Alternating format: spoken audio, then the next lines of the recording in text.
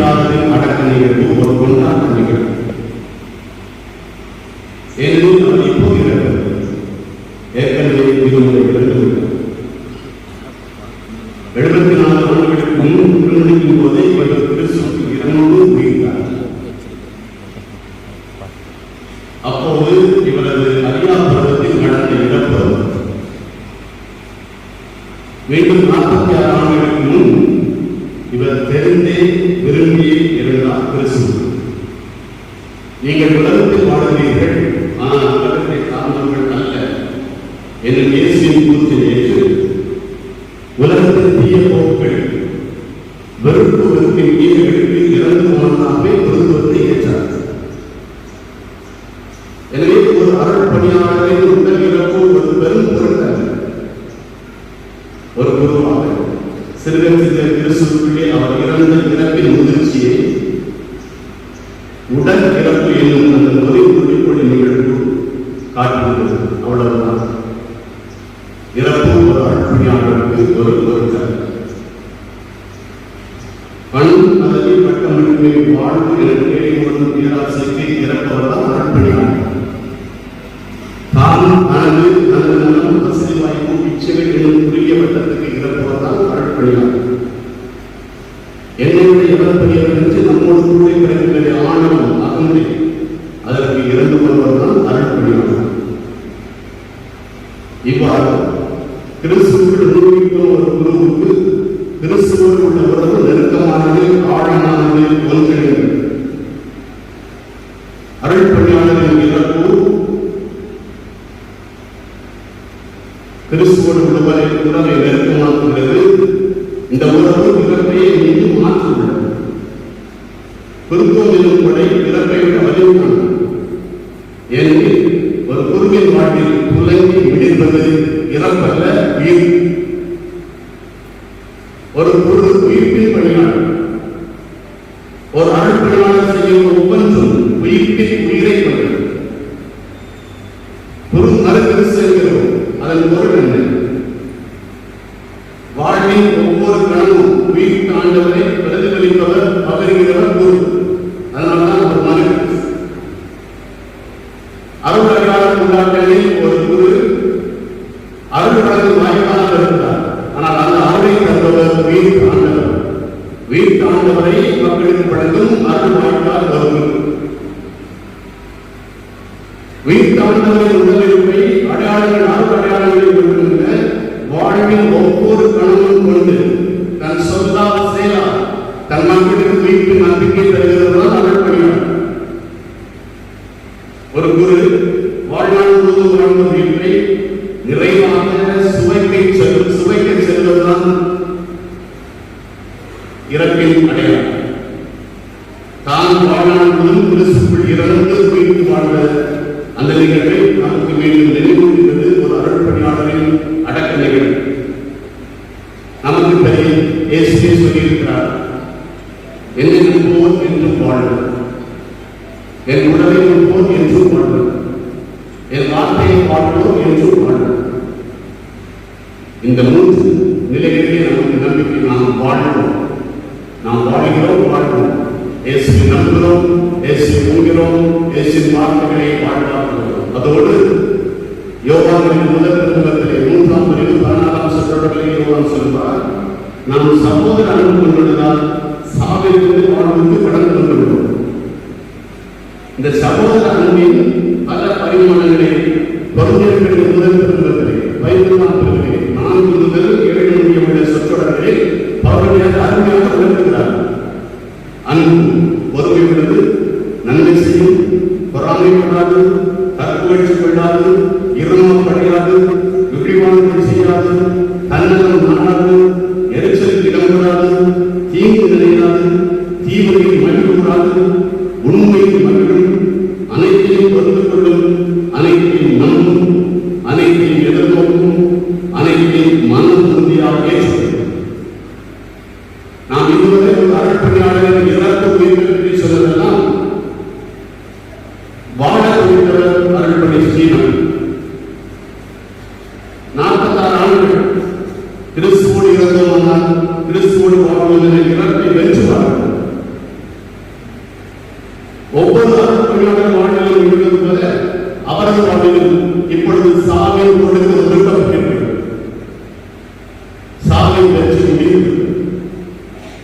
எனவேதான் நான் சொன்னேன், அருள் பணியாளர்களின் அடக்கத்தை நாம் கொண்டாட வேண்டும்.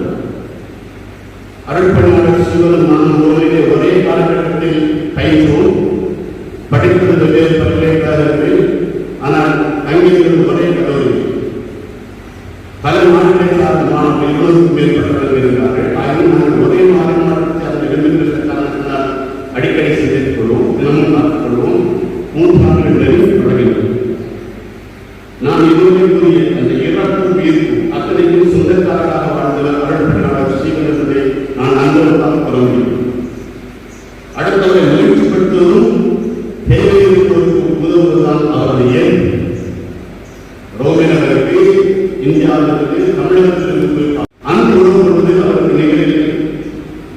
அவரை பொறுத்தமட்டில் படிப்பு, பட்டம், பதவியெல்லாம் உறவு கடத்ததுதான் 2வது.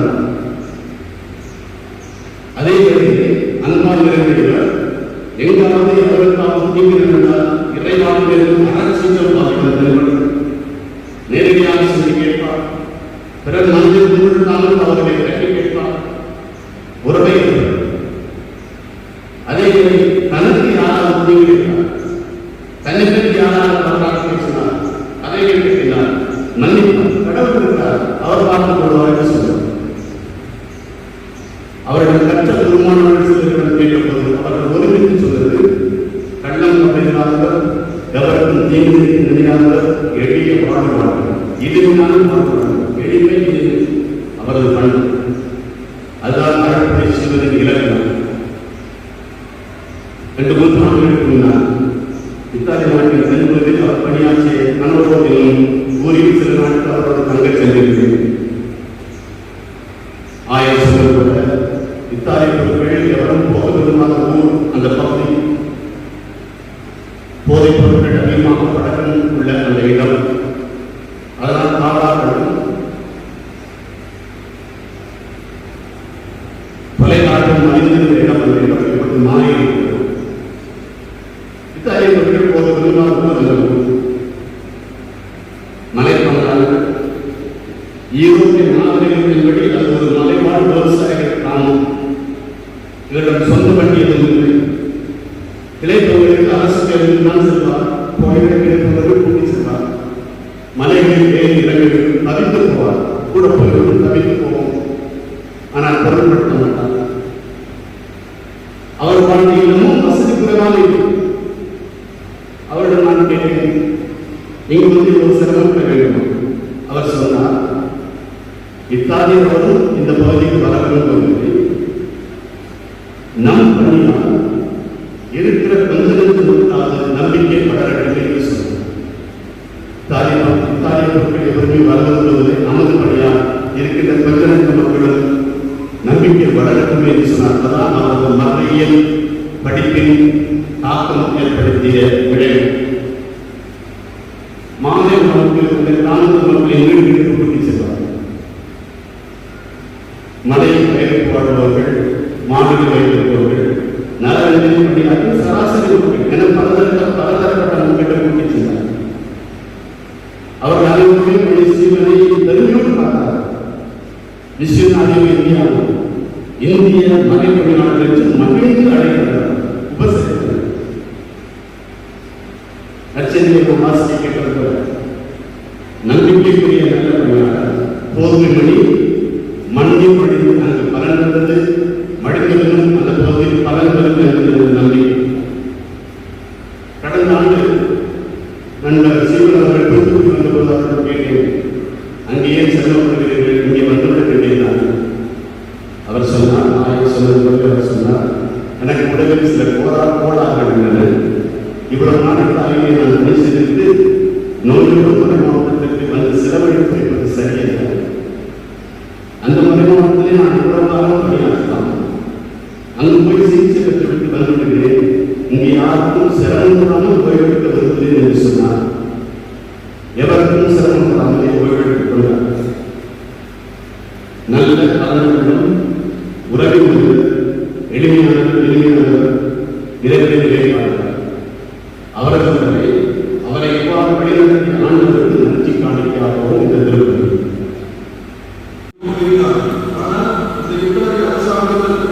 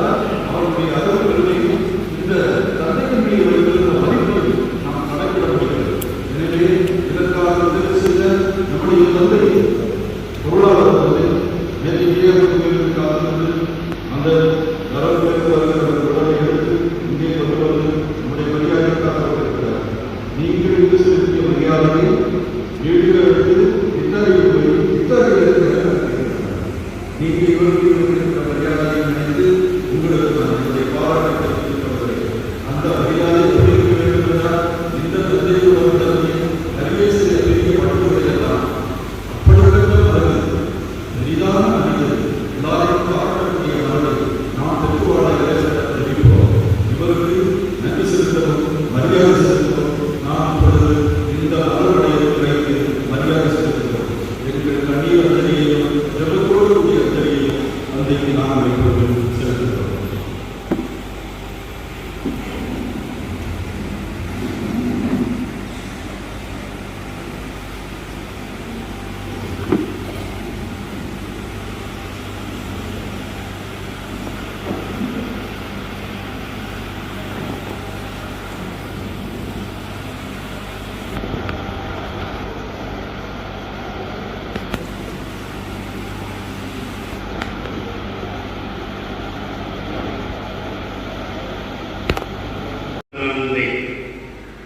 இவர்களது ஈடுபடுவதில் இரண்டாவது வருடமாக 1000 பணியாற்றிய காலம் சென்ற சந்தனவரிய நடிகராரின் கணக்கிடால் திருப்பி தாமசன்னாந்து திருமதி செலஸ்தீனம்மாள் கண்ணாந்து ஆகியோரால் ஞான மகனாக ஏற்றுக்கொள்ளப்பட்டு பெருமிழக்கு பெற்றார்.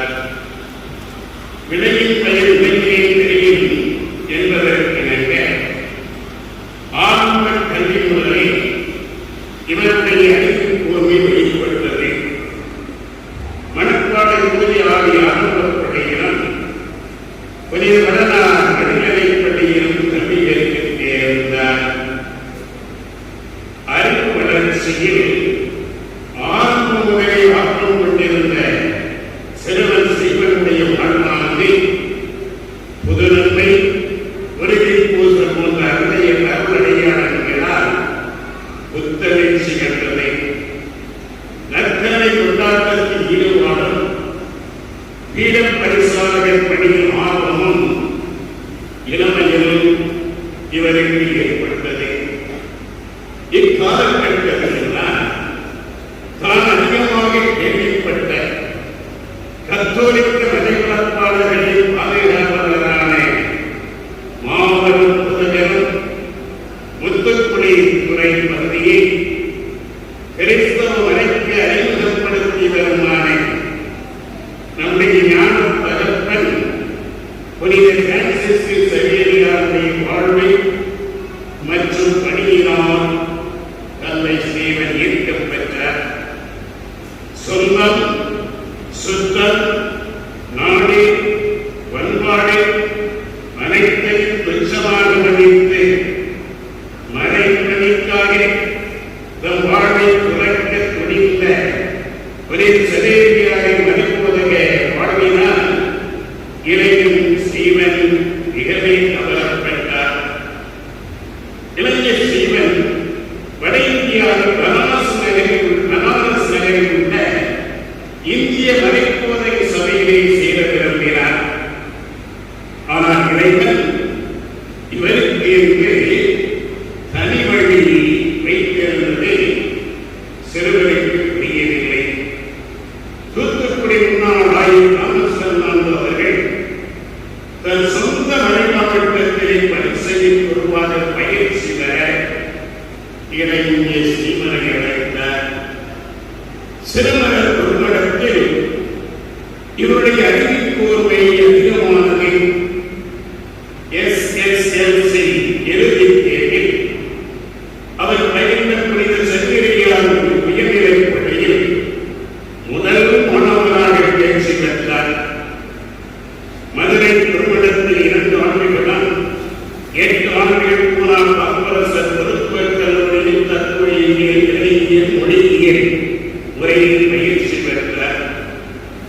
அறிவுபூர்வமாக ஆன்மீக ரீதியிலே தன்னை தயார்படுத்திக் கொண்ட தந்தை 1975 ஆண்டு அக்டோபர் திங்கள் 20ஆம் நாள் அன்றைய தூத்துக்குடி ஆயர் அம்ப்ரோஸ் மந்தைமுத்து அவர்களால் இதே பரிசுத்தாவி ஆணையத்திலே உருவாகி திருப்பணி செய்யப்பட்டார். இந்த புகைப்படத்தை இன்னும் பங்கிருந்ததை உடைய இல்லத்திலே நீங்கள் பார்க்கலாம்.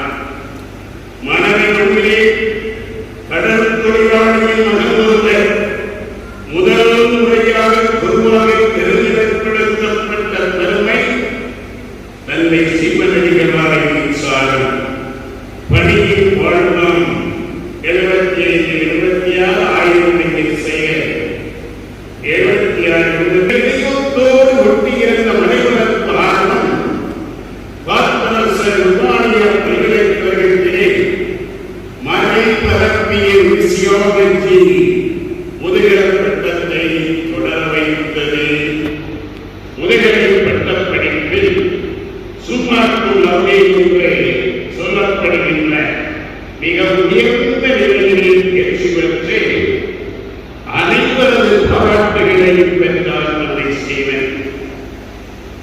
1984 வரை முனைவர் பட்டத்தை தொடர்ந்த நிலையில் அப்போதைய அடைத்து இணங்கி இந்தியா வந்தார்.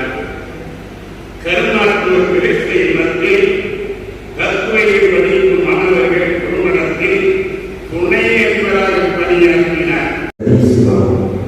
Carissimi amici della parrocchia di Colombo, a nome della nostra diocesi di Tuticorin di India, a nome del nostro vescovo Monsignor Stephen Anthony, a nome della comunità, uno che li ha voluto tanto bene. Specialmente vogliamo ringraziare per tutto ciò che avete fatto durante il suo soggiorno di malattia, mentre lui stava portando la croce del Signore. Voi siete stati come amici di conforto e di incoraggiamento. Infine, voi avete avuto tanta cortesia di inviare questa salma del nostro fratello Don Stefano Fernando a casa di Manapar per avere un degno funerale.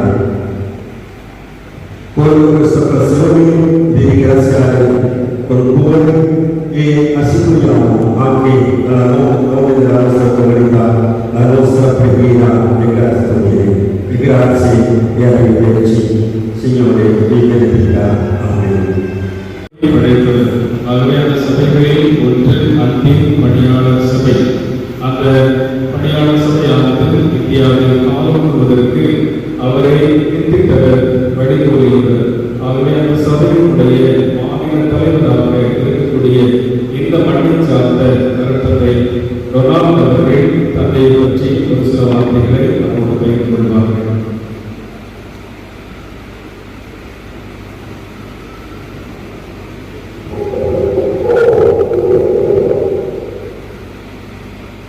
அன்பு பாசத்தினுடைய ஆயிரங்களே கனியர்களே உடைய பெரியவர்களே உலகங்களே, கடவுளால் ஆவது மட்டுமில்லை என்பது வேத வசனம். இறைவன்தான் இந்த சிறிய விலையை விருட்சமாக மாற்றியிருக்கிறார் என்று சொன்னால் அது சாதச் சிறந்தது. தந்தையவர்கள் இந்த பணி மாவட்டத்தில் ஒரு சில ஆண்டுகளை பணி செய்தால் அவருடைய பணி இந்த உலகளாவிய திருச்சபைக்கு மிகவும் முத்தாய்ப்பாக அமைந்தது என்று சொன்னால் பல்வேறு உலக சபைகளுக்கு அவர் செய்த சேவை குருக்கள் மற்றும் பணியிற்கும் குறிப்பாக நமது மறைமாவட்டத்தைச் சேர்ந்த அருட்பணியாளர்கள் நிசான் மற்றும் சங்கீதன் அவர்களுக்கும் எங்கள் குடும்பத்தின் சார்பாக நன்றியை தெரிவித்துக் கொள்கிறேன். எங்கள் தந்தை அவர்கள் திருவனந்தபுரத்திலிருந்து மனைவி வரை கொண்டு வர உதவி தூத்துக்குடி திரு இதய மருத்துவமனை புனித அண்ணா துறவர சபை கன்னியர்களுக்கும் அவரை சார்ந்தவர்களுக்கும் மிக்க நன்றி. வளர்க்கின்றனர். நீரும் அடியாரை உயிர்ப்பித்து இவருக்கு பேரொழி தரும் அந்த நாள் வரை இவர் கல்லறையில் அமைதியுடன் துயர் கொண்டு இளைப்பாறச் செய்தருகிறார். உயிர்ப்பும் உயிரும் நீரை ஆதலால் இவர் உயிர்த்தெழுந்தவர் உம் திருமக ஒளியில் விண்ணகத்தில் முடிவில்லா ஒளியை காண்பாராக. என்றென்றும் வாழ்ந்து ஆட்சி செய்கின்றவர் நீரே. ஆமென். நம் சகோதரரை இவ்வுலக வாழ்விலிருந்து தமிழகம் அழைத்துக் கொண்ட எல்லாம் வல்ல இறைவன் திருமணம் கொண்டதால் இவர் உருவான மண்ணிற்கு திரும்பிச் செல்லும்படி இவர் உடலை நிலத்திற்கு கையளிக்கின்றோம். ஆயினும் இறந்தோரிடமிருந்து தலைப்பேராக உயிர்த்தெழுந்து கிறிஸ்து தாழ்வுக்குரிய நம் உடலை மாட்சிக்குரிய தம் உடலின் சாயலாக உருமாற்றுவார். ஆதலால் நம் சகோதரரை ஆண்டவரிடம் ஒப்படைப்போம். ஆண்டவர் இவரை தம் அமைதியினுள் ஏற்றுக்கொள்வாராக. இவரது உடலையும் இறுதி நாளில் மகிமையுடன் உயிர்த்தெழச் செய்வாராக. ஆமென்.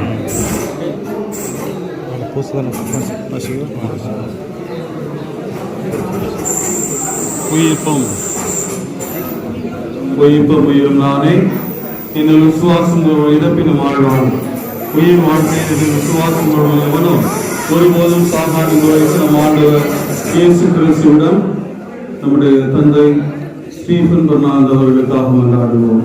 இருந்து போன வாசலுக்காக கண்ணீர் சிந்தினீரே, எங்கள் கண்ணீரையும் படைக்க இறைவா உம்மை மன்றாடுகின்றோம். ஆண்டவரே மன்றாட்டை கேட்டருளும். இறந்தோர் உயிர் பெற்ற செய்தீரே, எங்கள் தந்தை ஸ்டீபன் பெர்னார்ட் இவருக்கு நித்திய வாழ்வளிக்க இறைவா உம்மை மன்றாடுகிறோம். ஆண்டவரே மன்றாட்டை கேட்டருளும். எங்கள் தந்தை ஸ்டீபன் பெர்னார்ட் இவரை திருமுழுக்கினால் கழுவி திருப்பூசலால் முத்திரையிட்டீரே, இவரை வானகம் சேர்த்தருள இறைவா உம்மை மன்றாடுகிறோம். ஆண்டவரே மன்றாட்டை கேட்டருளும். எங்கள் தந்தை ஸ்டீபன் பெர்னார்ட் உமது உடலையும் இரத்தத்தையும் விருந்தாக அவருக்கு குருத்துவத்தையும் சேர்த்து அளித்தீரே, வானக விருந்திலும் அவரை அமரச் செய்திருக்க உம்மை மன்றாடுகிறோம். ஆண்டவரே மன்றாட்டை கேட்டருளும். மன்றாடுவோமாக. ஆண்டவரே, உமது திருவிழப்படி வாழ்ந்து இறந்த உம் அடியார் தம் தீய செயல்களுக்கு தண்டனை வராதபடி இரக்கம் காட்டியவர். இவரது உண்மையான நம்பிக்கை இவ்வுலகில் இவருக்கு இறை மக்களின் கூட்டத்தில் இடம் அளித்தது போல உமது இரக்கம் இவரை மறு உலகில் வானதூதரின் கூட்டத்திலும் சேர்க்க வேண்டும் என்று எங்கள் ஆண்டவராகிய கிறிஸ்து வழியாக உம்மை மன்றாடுகிறோம். ஆண்டவரே, நித்திய இளைப்பாற்றியை இவருக்கு அளித்தருளும். அமைதியில் இவர் இளைப்பாறுவாராக. ஆமென்.